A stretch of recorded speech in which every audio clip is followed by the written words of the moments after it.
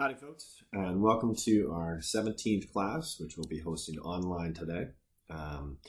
So this is about chapter 5, and we're going to talk about budget policy for the day.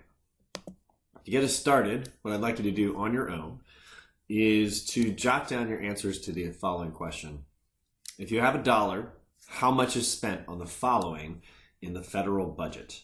So you can allocate however much. If you think 50 cents for every dollar is spent on defense, you can make your guesses. Go ahead and pause the video now and write down your answers for each one of these categories. All right, so now that you have your answers for these, I want to show you some big categories for the budget. The first thing is that there are two massive categories. The first one is mandatory spending. The other one is discretionary spending. So mandatory spending is something that has to happen every year. Discretionary is a lot of times where people have debate about different items and things like that. And the third part is interest on the federal debt. So first, let's talk about this mandatory spending to see what are the different categories. So mandatory spending, you've got things like Social Security, Medicare and health, food and agriculture, transportation, veteran benefits. These are things that are guaranteed. They can't be changed for whatever reason. The second category we think about things is this discretionary funding. So you can see in this part, a lot of the military funding is dominating the discretionary funding. Then we have things like education and Medicare, different aspects of Medicare, housing and community, science research, and things of that nature. So when we put it all together, when we get the total of it, then you give a sense of what each part is allocated towards, with dominant pieces from Social Security and Medicare, with some pieces, larger pieces also for military and education spending. So for the answer to your question, if you had $1, this is for fiscal year 2016, you'd spend 25 cents on pensions. That's, for things like government employees.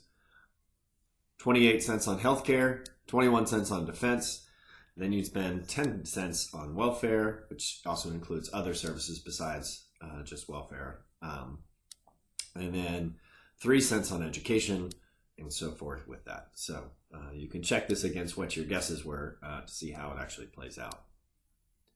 So what is budgeting do? I'd say there's two big things. The first thing is that when you pass a policy, it often needs money to be enacted. So for instance, if you say that we're going to put in a new program, we're going to have a new policy of, say the Affordable Care Act, or if I put in something like a new policy on gun control, there's got to be money to enforce it. So for instance, it might be people. So you might have additional agents. If you had a universal background check, then you're going to need additional agents that are dedicated towards enforcing private sales and online. So you have to put money towards those people that will be able to do that. So if there's no money, there's no people to enforce or resources.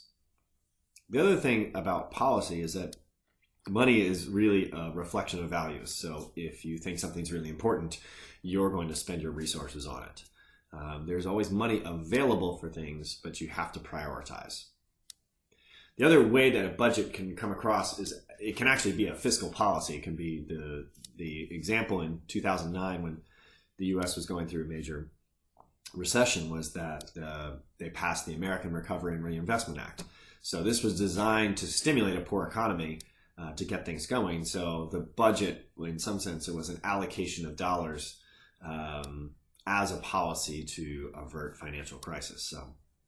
So it can either be a policy that needs money to be put in place, or it can be an actual fiscal policy.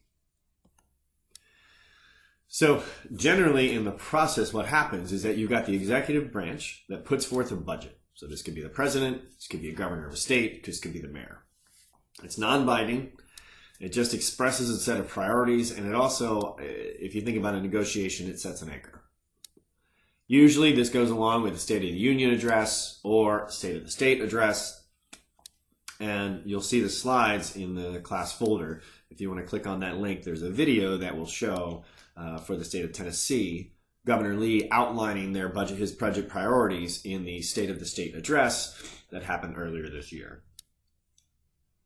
So once the president or the executive branch puts forth this budget, then the legislative body is actually the one that has the ability to pass a budget. So this has to be a collaborative act where it's either the U.S. Congress, the state legislature, or the city council. They're the ones who pass a budget. The budget, once it's passed, then will fund the various agencies. So then dollars will be allocated to, say, the police department or public safety, and then they will go to, education, to Metro Nashville schools, or that is the process by which it is put forth, approved, and then allocated.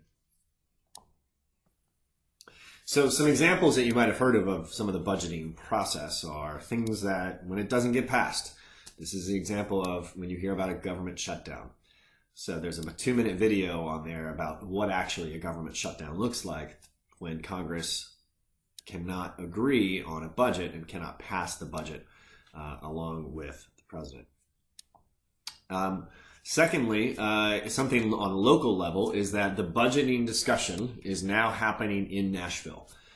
So a newly elected mayor had come in saying that he did not want to raise taxes.